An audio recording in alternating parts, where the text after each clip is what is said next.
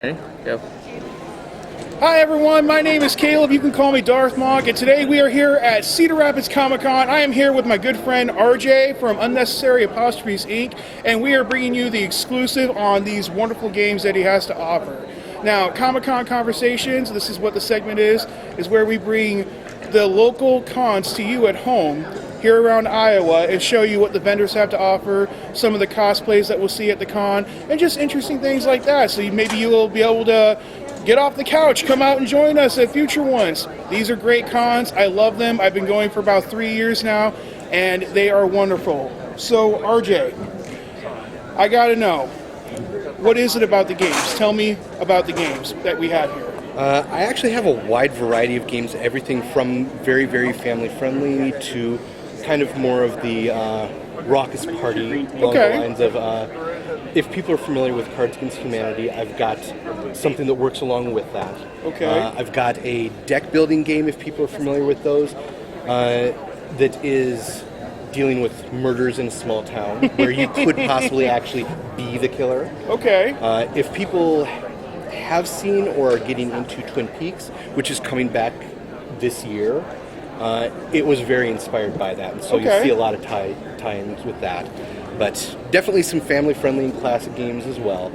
Well, I know a couple of my favorite games are the game you just mentioned, Colts 10 Toki Pokey, that raunchy game, kind of like Cards Against Humanity right here. I love this game. It's a great game to sit around with your friends and play. And I actually work the night shift a lot, so my favorite game to pass time when I'm sitting alone doing nothing is the random generated monster game. This harkens back to that time where you had the books, you know, and you chose your adventure. Choose your adventure books. I love those things. Yep. That's what makes the game so much fun. That I actually kind of want to do more one-player games. Okay. And I do want to find a way to make an actual choose-your-own-adventure without making it too cumbersome card-wise. This actually, the mechanics came from a game that was going to be a zombie game. Okay. Where you were going to be the horde of zombies.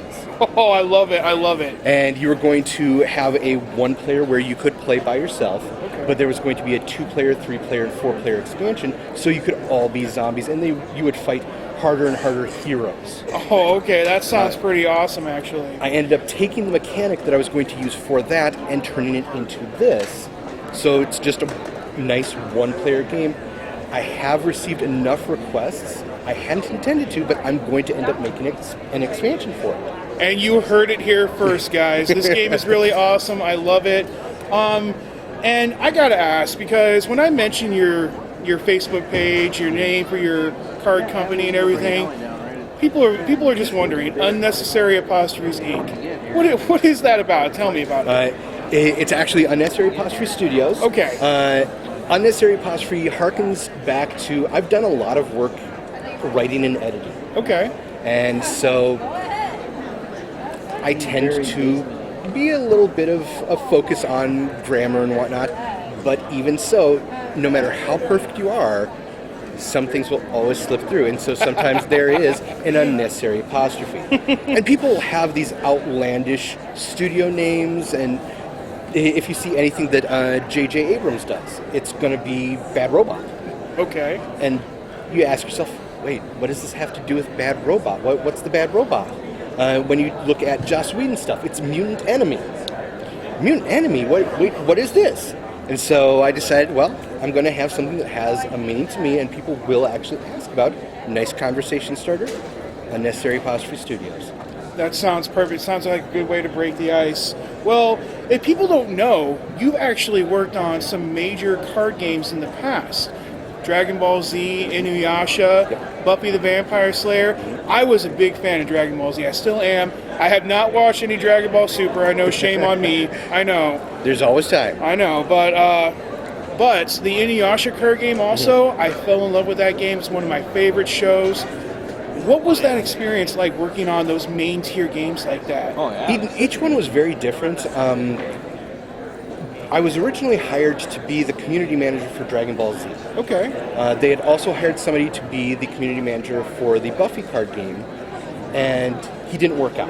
Okay. So my very first day, they said, "You like both games, right?" That's awesome. Yes. Good. You get to do both. We'll find somebody to take one of the two from you, but for right now, just do what you can. Okay. And so, for a while, I was in charge of both of those games. They ended up hiring the original world champion for the Dragon Ball Z collectible card game, which was Eiktong Therodol, who stuck with the company and was in charge of this latest re-release. Oh, sweet. And so he That's stuck great. with everything, even through a buyout from a completely different company, and so he and I are still friends and whatnot. Unfortunately, the new DBZ game has just announced that it will be ending.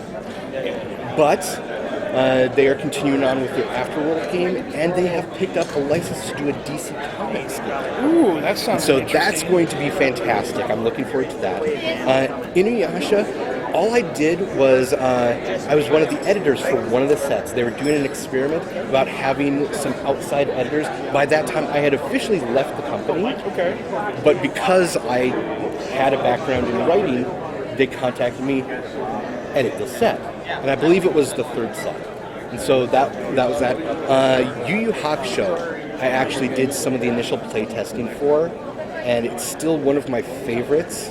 If I had not left, I would have shifted from Buffy to Yu Yu Hakusho, but it was a time to leave. Things were changing at Score at the time, and so it just felt like the right time, and I missed my family very, very much. Well, I mean, I'm going to sound selfish here, but I'm kind of glad you left because now we've met. It's true. I played these awesome games. I'm hooked, and we're going to try to hook some other people here. But now I'm going to go a little personal on you, okay? Every event I've seen you at, and by the way, we've known each other for going on 3 years this June. Absolutely. Every event I see you at, you are sporting this wonderful attire. You pull it off so well. What was there an inspiration to this, or was it just an accident? I've always liked Hawaiian shirts. I actually started getting into Hawaiian shirts way before I went down to Texas to work at Score. Okay. And it stuck with because they had a very open dress code. Because we were all gamers, I could wear Hawaiian shirts to the office. It was kind of delightful. And so I just kept with it. The hat is actually a recent development. I found the hat because my younger sister, who also does shows, she makes jewelry. And that's Echo Jewelry, right? Yes, Echo Gifts and Jewelry. Echo Gifts and Jewelry. She pretty much every year was running a murder mystery dinner party game. One of them, I needed to be basically a mafia boss. And I found this hat in actually a secondhand store. Okay. And it was kind of perfect, so I went with it, and it just became my go-to hat. This is actually not that hat. Oh, okay. This is a replacement hat that looks very, very similar. This is more of a traditional felt pork pie hat, but it's very, very similar to the one that I had. The one that I had, unfortunately, got extremely wet and lost its shape, and so I just needs to get it reshaped. Well, I mean, you're not the only one that's developing their own style. I've come up with suspenders here. And just so you guys know, if you don't know why I'm dressed like this, I'm actually going to be a Harley Quinn Ted today. My wife is Harley Quinn, so I'm going to be a support character for her. And my character name is Tiny. Perfect. But, okay. So, I got to ask, because we've talked a lot, but I don't think we've delved into each other's interest as much as we might have in the past. What are some of your favorite fandoms, and what are some of your least favorite fandoms? I don't know if I have least favorite fandoms. Okay. I tend to be... Anything that catches my interest, I will actually get into. It's evident in some of the mini-sets that I do for Cult's Attempt Hokey Pokey, because each of them is based on a particular fandom. I've got stuff from, like, Doctor Who, Supernatural. I've recently added Homestuck, because I saw enough cosplayers doing Homestuck. I decided I must know about this, and it was funny. I really enjoyed it. I enjoyed it enough to make a set. So you have new sets now. I do have a handful. I'm going to have to pick them up.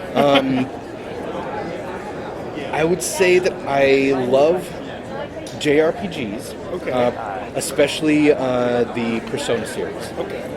I like just about any MMO that's out there. I definitely like video games. There's a game that I've been playing for over 11 years called Kingdom of Loathing. Okay, I heard of that. You will see influences in a lot of my stuff. The very back card for procedurally generated monsters actually has a QR code that links right to that game. Right. Anybody who hops onto that game and gets in contact with me on Facebook, since I've been playing for so long, I'll hook them up with some starting stuff so that it's a little easier. It's just a fun, free game. It doesn't even have ads. It's fantastic. I think I might be sold a little bit. I might have to try that out. It does only have stick figure graphics, so it's not going to be like, oh, we're playing Crysis, we're playing Call of Duty. No, it's going to be, oh, that's a stick figure of a dinosaur. That's kind of awesome.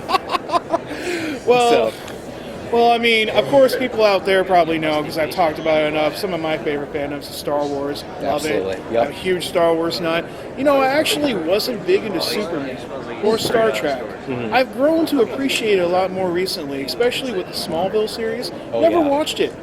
Started watching it. Smallville is delightful. I think, if I'm remembering his name, Michael Rosenbaum, who plays Lex. Oh, yes. Just spectacular. Wonderful. And the fact that he also, for the Justice League cartoon, he was the Flash. Oh, I didn't know that. He was the voice of the Flash. Well, I'm really loving that show. I haven't finished it yet. I'm only in season 5. I'm just trying to juggle that and Supernatural right now. I'm behind on a lot of good stuff, guys. I'm sorry. But I just got one last question for you here. I'm going to look at my notes here. Can you give us any hints? You kind of already have, to the future of what kind of games might be coming out. Like you already said, that game, procedurally generated monsters, is based off something else. Yep. Are we going to be seeing maybe possibly something new in the future? I might rework the zombie. I don't want to use the exact same mechanic because I want to continue challenging myself with everything that I Understandable. make. I am looking into the possibility of doing a board game. Right now I'm focused completely on cards because it's a very, very inexpensive way to get gaming to people. Yep. But I would love, I've actually been working on a board game that's based on a fantasy world, and everybody who's role-played at some point has their own fantasy world. Of course. And it's based upon the one that I used many, many moons ago. And if it works out well, I think it'll actually be a really, really fun game. But I do need to figure out whether I'm going to do a traditional folding board or if I'm going to do something more along the lines of 6x6 tiles so that you can flip them and have multiple different interchangeable boards. So it changes your experience. Well, I'm very interested in this. As anyone that knows me out there, I'm a big tabletop player myself. I'm actually working on my own tabletop games, coming to you soon. Very cool. And my world I've chosen is called Amanlash.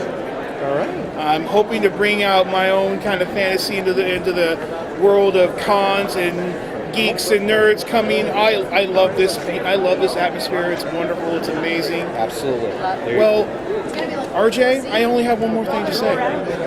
Thank you so much for being my first interview for Comic Con Conversations. I'm definitely honored. And guys, thank you so much for tuning in. We are at Cedar Rapids Comic Con. This is RJ with Unnecessary Apostrophe Studios. Check him out on Facebook. Links will be in the description. You're going to love these games. I love them. Great games to play with friends and family. Even some games to play by yourself. Check them out. And as always, we are the Force, each and every one of us. So let's connect. May the Force be with you and have a good day.